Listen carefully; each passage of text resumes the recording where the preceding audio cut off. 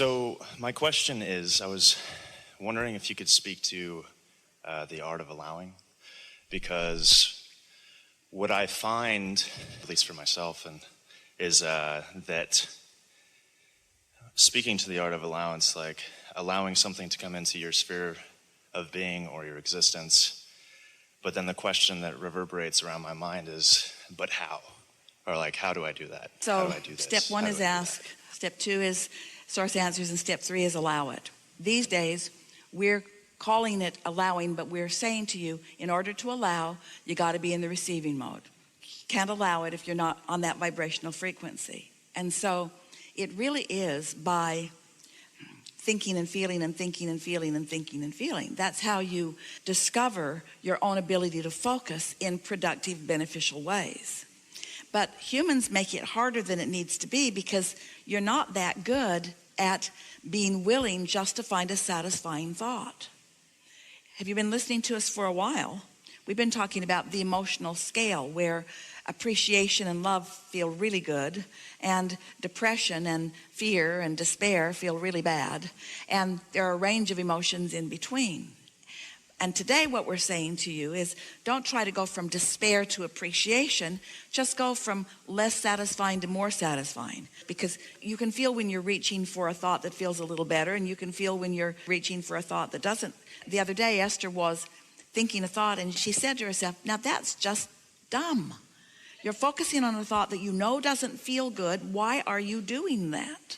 And part of it was habit. It was a habitual thought. Part of it was because a lot of other people were thinking the same thought, so it was easier to go there. But she could tell by her focus on it how not beneficial it was to her. And so that's really what it comes down to. You have to care about how you feel. We've been teaching meditation for a long while, because when you meditate, you quiet your mind, and when you quiet your mind, you stop thought, and when you stop thought, you stop resistant thought, and then your vibration rises. And if you do that on a consistent basis, it makes you more sensitive to the thoughts that feel a little better and the thoughts that feel not so good. So sometimes people think that what we mean by art of allowing is just be really tolerant of others. Look out into the world and see terrible things and just don't make a fuss over them. And if you don't make a fuss over something, then you're tolerant and allowing. But that isn't what we mean. We mean allowing your connection with your source.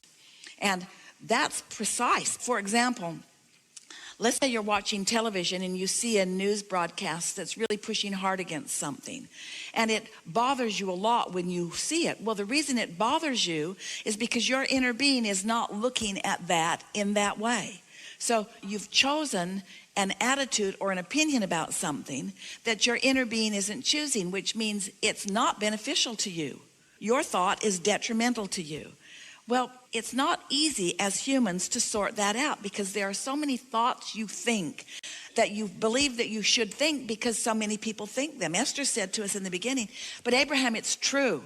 It's true, so therefore I'm not inappropriate to think this thought, because a lot of people are thinking this thought, and after all, it's true, and shouldn't I focus on what's true? And it took us a while to convince her that the reason it's true is because people have thought about it. And if she wants it to be true for her, then she can keep thinking about it. But if it's uncomfortable as she's thinking about it, it's going to get more and more uncomfortable as this unwanted thought turns to an unwanted thing, because everything is in the state of becoming. And so this all comes around to just deciding, hey, I got to focus. But I'm not focusing my thoughts. I'm focusing my emotions. I'm feeling my way to it. Now, something that will help you a lot. This is really good. If you can make the distinction between a thought that I'm thinking and a thought that I'm receiving, because the goal is to get tuned in so that you can receive that broader point of view, the advantage point of view. So a lot of thoughts that you are thinking don't feel that good, and it just means give it a rest for a little while, because in thinking the thought that doesn't feel good, you've also done step one and put a whole lot of questions and requests for solutions into your vortex. And so your inner being is all over it. Your inner being is creating a route for you, a specific route just for you, because your inner being knows what all your resistant points are. So your inner being knows exactly how to answer your question.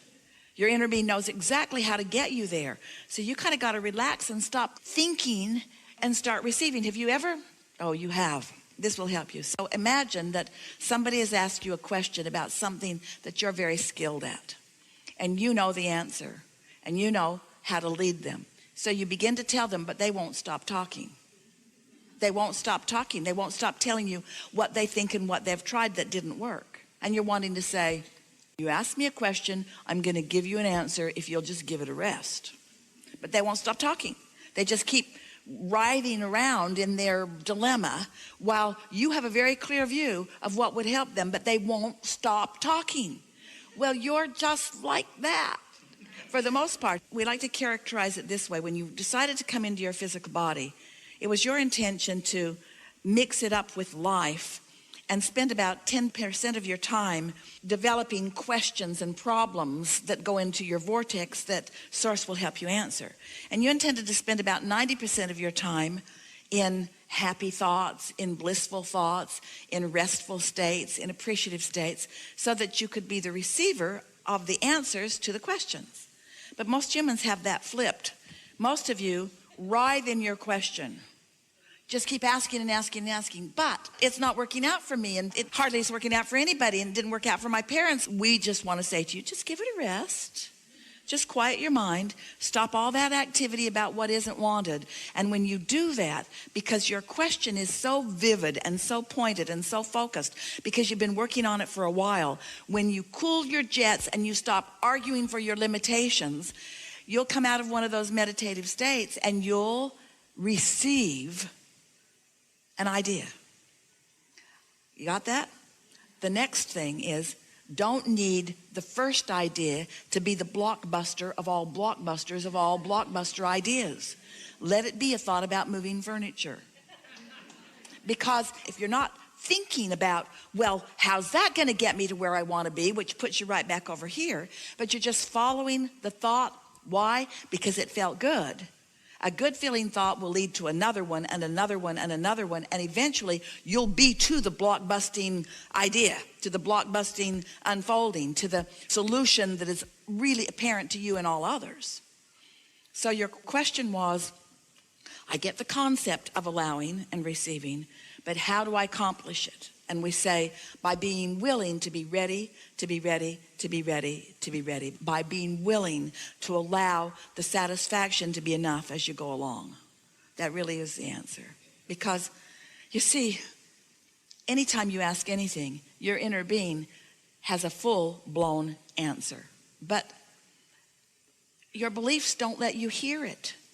If you knew how smart your inner being is, how we're all together and we know the answer to your dilemmas, but you can't hear them because you're all wadded up in your problems, you see. You got that, didn't you? Ready to be ready, to be ready, to be ready, ready, ready, ready, ready, ready. Just relax into that unfolding. It requires a little bit of trust. We know it's what religions call faith. It's faith in the process. And we're asking a lot of you, we're saying, here you are in your bodies, and you say, yeah, we know, we can see us. We can see us. You don't have to tell us about that part. We've got that. And we say, and as you've been living, you're asking for things that you haven't let yourself have yet. And you say, yeah, you don't have to tell us that either, Abraham. We know that too.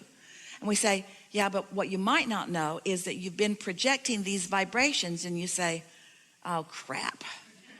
Vibrations, vibrations. And when am I going to get my money out of the vortex and into the bank, Abraham? In other words, I've been listening to this vibration stuff long enough. And we say, we've got to help you to know that there is a vibrational beingness of the things you want that you have to tune into and allow yourself to perceive them in more and more specific beingness.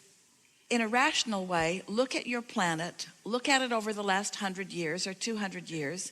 Notice the difference in the economy and the difference in the lifestyle, and then acknowledge that there are no pipelines to other planets. There's not some other physical reality that's trucking this stuff in. Where is it coming from? It's thoughts turning to things. The resources are all here vibrationally, and you are tuning in And it is your perception that is allowing the perception of the things of your life experience. Now, we know that's hard to hear because this seems like a very tangible, real thing. And when a lot of you think about things, you turn them into really, in other words, this is a belief system. This is a very powerful thing to believe in. It is so real that you'd be hard pressed to deny the reality of this. And you keep wanting everything to be this kind of real. You're not willing to let it be this kind of real, and this kind of real, and this kind of real, and this kind of real, and this kind of real. For this kind of real, it takes seeing it, and feeling it, and hearing it, touching it. In other words, you're translating this reality with all of your physical senses. And eventually, there will be a lot of realities that you will be able to translate with your physical senses. But in the meantime, if you need to translate them with your physical senses, so much so that you're not willing to trust the vibrational nature of them, then you're not ever going to get more than what you've already got. See how it works? You kind of followed us on that, didn't you? You are realists and you are tangiblesses, and we get that, and it's a good thing because this leading edge tangible reality, it is the leading edge. It's what everything that we have all lived before is pointed to. We're not trying to get you to ignore the real stuff and get off in some airy-fairy world and be happy with ideas rather than tangibles. That's not what we're wanting to accomplish. We're showing you the path of least resistance to your tangibles.